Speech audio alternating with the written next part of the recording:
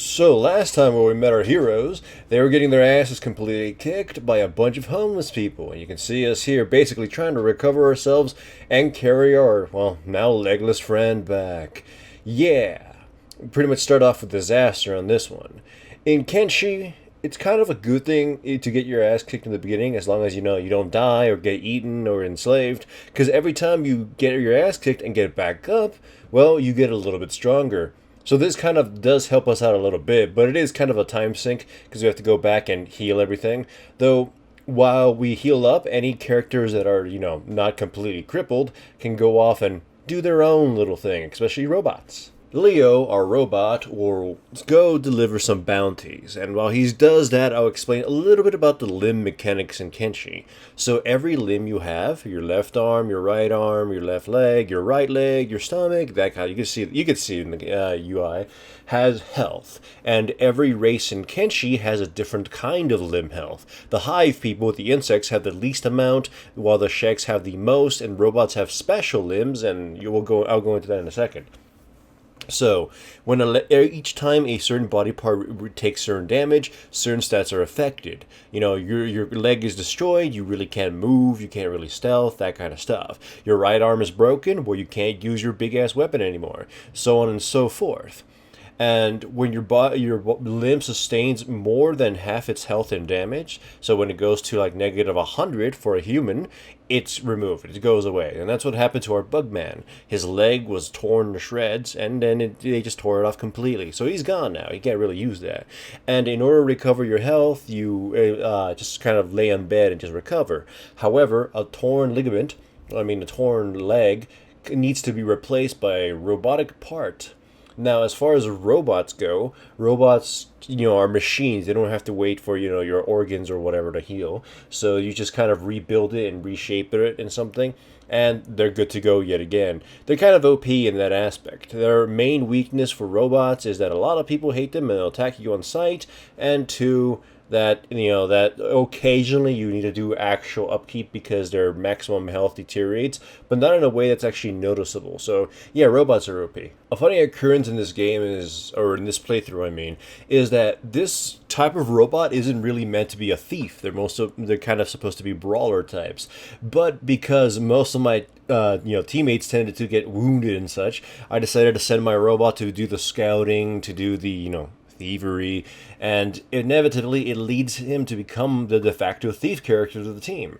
You can see I'm kind of sneaking around trying to find something to steal. The game sort of follows that Skyrim rules of if as long as you don't touch something, then it doesn't really count as you stealing it if you're looking at it. And this is a travel shop, so stealing something like a backpack is extremely valuable, especially early, so you'll just see me snooping around.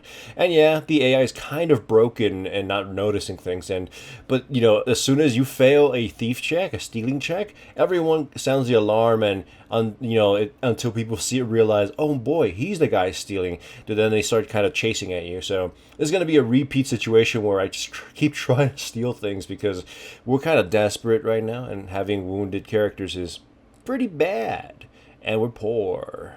So after looting the comps, I send Leo to a location called Vane, which is essentially the Hiver's home, or at least, their trading rounds. He gets attacked by two hungry bandits, those same homeless who beat us, but I figured he could 2v1, they're really weak. Well, they kind of, really, really trashed him, but luckily he's a robot, so it's not going to affect him too much, but still, man, it's just like a reminder that we're really, really weak.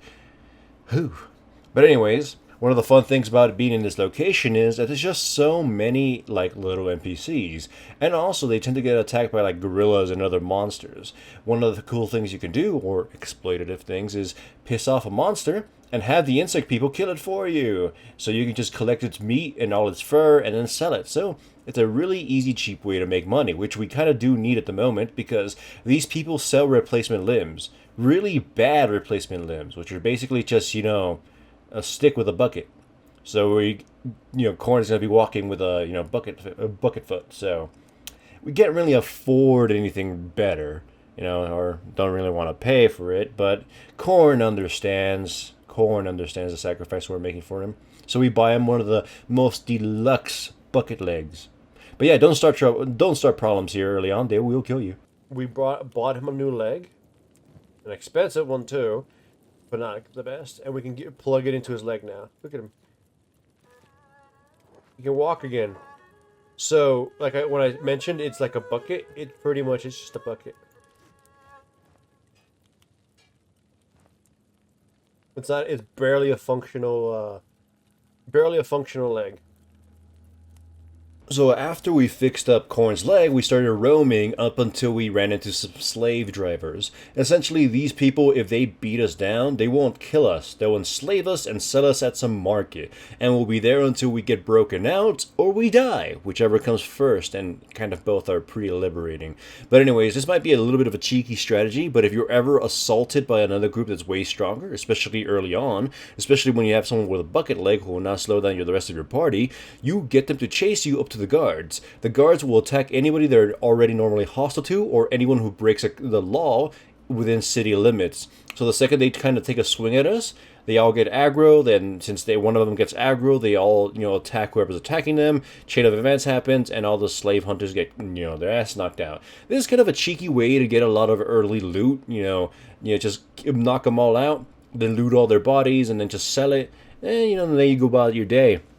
They don't have any real loot worth keeping, just, a few little bits and baubles every now and then just to sell. Usually, Also, here's a little bit of a tidbit about armor. In the beginning, it is bad to wear anything heavier than, light armor. So, let me go into it. So, as my characters loot everything, you can pause it to see the armor and its stats, and I'll explain how it goes.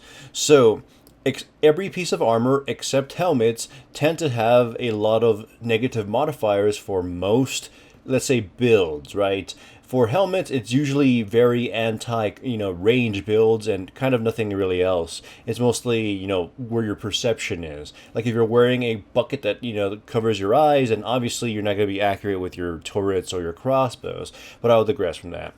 So the thing to take note about armor and gear is that all the gear, regardless of the quality of it, has the same negative and positive modifiers. So even the worst grade of heavy armor will have minus 80% or at 80% quality of your dexterity, so meaning you lose 20% of your dexterity.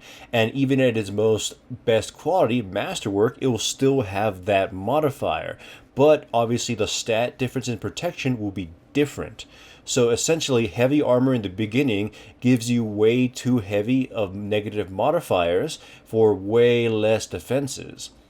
And essentially, it's not a good idea to, use any of it. The first time I played it, I beat up a lot of, heavier armor dudes and took all their stuff, and I didn't realize that it was actually kind of hurting me. In the beginning, it's better to wear a lot lighter armors. Plus, most of your characters can't really carry that much, and heavy armor obviously is going to weigh more, and, that'll affect you in a lot of different ways. But yeah, usually most heavy armors are only really great to start wearing when they're in the green tier. High tier quality. And then there's specialists, and then there's masterwork. But yeah, a really good heavy armor masterwork piece is just like you become an unkillable tank. But that's more of a late game thing. It's just kind of a tip I'm throwing out there. So if anyone questions why I'm not just, wearing all this heavy armor, well, that's your answer. So after selling all our stuff, we make our way to Akron's Pride. Look how green it is. Essentially, this is the best location, or one of the best locations in the game, to make a base. If you can survive the super, anti-human, misogynistic group of people called the Holy Nation. And no, I ain't trying to be all political with it. No, they will kill you on sight if you have a robot. They'll kill you if you have a bugman and a shackman without human accompaniment. And they will kill you if you're a woman. Like, if you're playing a female character without a male character nearby, they might arrest you. It's just they're kind of messed up, but there's kind of a little bit of a cool lore there. So why am I here in a very obviously dangerous place? Well, aside from there being lots of cool farms to rob from, in case we get really hungry, this is one of the best places to level up your melee skill in the beginning of the game. Why? Well, you can't really find a lot of homeless people around the map without a lot of time investment. And even then, there's an enemy even weaker than they are, and also a little bit more depressing to beat up on. Can you guess what it is? That's right, wild animals. Just we're gonna. These things are so weak. They're just basically like giant like lizards with mushrooms on their back. Even though there's a lot of them, you can see their stats. They're pathetic. Their animations for fighting are pathetic. They're basically pathetic creatures. And we're gonna do the heroic thing and kill a bunch of them for leveling. The funny thing is, even then, we are still probably a little too pathetic to fight them. You can do like a lot of training with like two characters by doing some microing around them, but with five it's kind of an investment, so kind of we're just going to let them bite us every now and then, but you can see we just kind of wipe them out really quickly. Slash, stab, and whatever. I would have played the audio from the stream, but it's kind of really loud and buggy, so I'm just not doing that right now. So yeah, with the worst part about them is they don't really have that much good loot either. You just skin them for one animal skin thing, and the meat they drop is rotten meat, like vile meat, so you can't really eat that. So your best bet is just just kind of beat up on them. So, like I said, this is great for melee training. One of the things that your characters desperately need in the beginning more than most anything else is your melee stats up. Strength increases, like I said before, your carrying capacity, and some of your damage with some blunt weapons, your dexterity, it makes you more quicker to combat, some of your blocking animations are better, so on and so forth. But if you have low melee attack, you're never hitting anything. If you have low melee defense, they're always going to hit you. So you need to have those stats up, and those are kind of your primary stats to, for actual combat more than anything else. I'd say those are your primary stats, and then those other things are your secondary stats when it comes to how effective you'll be in fighting. Because if you have high defense and high melee accuracy, you might deal almost no damage, but you'll at least be consistent with your hitting and you're not getting killed.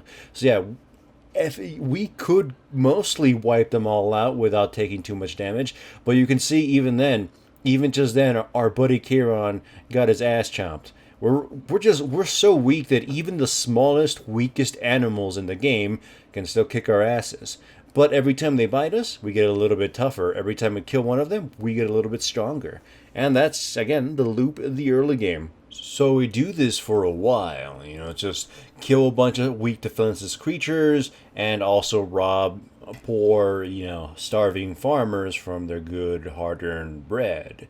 We do this, and heal our wounds every now and then. One of the things that this is supposed to be for, like, beginners if you're playing human characters, because if we're all being honest, we all just kind of tend to play humans whenever we play something. You can rest here and they won't attack you. But remember what I mentioned earlier. If you're playing a bug person or a shack person, especially if you're playing a robot, which is why I'm sending the robot to go hide in some corner somewhere, they might attack you if you're, because you're non-human. Unless you're sort of being escorted by a human character. The thing is, this doesn't apply if your human character is quote-unquote incapacitated, aka asleep. So we're just kind of resting here, trying to recover a bit from being bitten by a bunch of the little tiny animals, and then the Paladins show up. Is a gauntlet of like man-eating spiders of all shapes and sizes. Oh no! Okay, I didn't unpause it fast enough. So they immediately beat the shit out of all our homies. All right. What am I gonna do?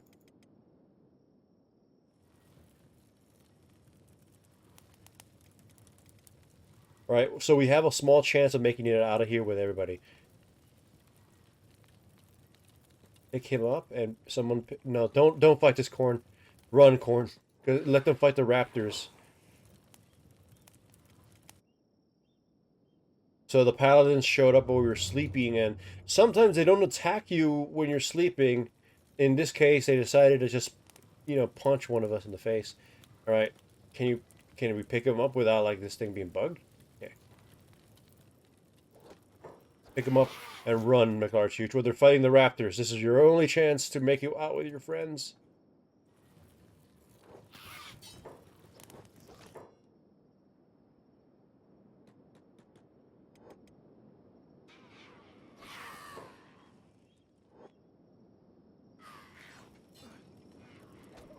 Ah, oh, fuck, Corn's gonna get his ass kicked. Alright, so... yeah, this is bad. Alright, Corn, you got no choice but to put down Sane Man. And then run with whatever you've got. So I'm going to speed this next part up by quite a bit. because you'll see the kind of shenanigans we kind of had to do in order to, not die here. Essentially, we're running for our lives, all of us. Since they've marked us and we kind of committed a few crimes, we're going to get bounties on us. So you can see, we try to rescue somebody, somebody gets wounded so they can no longer run, we have to drop our homies off, run around circles. The robot, who probably shouldn't get near these paladins because they will try to kill him forever, is trying to also help, but you can see they've broken Korn's arm. It's completely destroyed. McLarge has to drop Kairon because it's just weighing him down. Korn goes down. Oh my god, McLarge is just running around in circles. Leo managed to pick up Sandman to rescue him, and then it's just like pandemonium everywhere. The thing is, if we let those paladins cool down, they'll grab whoever they want, whoever's on the ground, and send them to a re-education camp. So we're just trying to kite them away with our fast characters, let the robot pick up all the wounded characters and take them somewhere secluded to try to, wake them up. It's that bad of a situation. Don't let the paladins ever catch you. Thankfully there's like a bunch of, hungry bandits, and you can lure the paladins in there so they can start kind of fighting it, diluting the people chasing you down a little bit. But you could see it's just like this was a risk we had to take in order to level up our melee skills, kicking a few animals in the face. But oh my god, it's like worst case scenario. We didn't see them coming at night and we almost got enslaved. But yeah, that is pretty much Kenshi. The worst case scenarios will always happen. So as we try to recover, we get attacked by bandits, and thankfully, even though we're hurt, there are no casualties in this particular fight. Then we get jumped by other bandits, and Kairon immediately gets knocked down, and thankfully, there are no casualties beyond just Kairon here. Then we get jumped by homeless people, and Sandman gets knocked down. I think you're seeing a pattern here, right? This is all within the same time frame, essentially. Just constantly getting our asses kicked. Sandman went down, Korn goes down, then you're going to see Kairon go down again, and then you're going to see McLarge go down too. And thankfully, Leo's a robot, and McLarge didn't get hurt that much, so he gets to go back up and help out a little bit. But essentially, how many attacks was that within like 24 hours? It's just like we don't have any chance to recover or breathe or, function. But that is Kenshi. That's the post-apocalypse. And you could see Korn there in his trademark fetal sad position, just kind of curled up like a pathetic ball that he is. Look at his bucket leg. Ew. So I wanted to show this next scene with the original audio, but it's really distorted, so I just gotta narrate over it. We, of course, get into more issues with bandits, and to our credit, we stand a better chance this time, but, we're still getting our asses kicked. We're getting stronger, we're getting there, but just still not good enough. When, it's very obvious we're going to lose, I try to get the surviving members to try to split the enemy up and try to give one the chance to pick up some of the homies and drag them off. Unfortunately, that's no-go. Sane is too slow, and unfortunately, he's built kind of like a tank, so his fighting prowess isn't as good yet. And he just kind of has to run around taking shots. Leo, on the other hand, is just like trying to do as much damage as he can alone to try to get the team some breathing room. I have him pick up somebody, but unfortunately, it slows him down tremendously because he's got a lot of chest damage, which lowers his strength, which in turn lowers his ability to carry anything. So just kind of have to drop somebody off and run. Our best bet is to make it to safety, or to find another group that might help us out. Kairon is actually back up and bleeding, but he cannot just kind of wake up, because the second they see him try to do something, they'll beat the shit out of him. Thankfully, Leo and Sane were able to find some people that could help, and they help out quite a bit, but we still get hurt quite a lot. Kairon tries to get up and they immediately just knock his ass back down.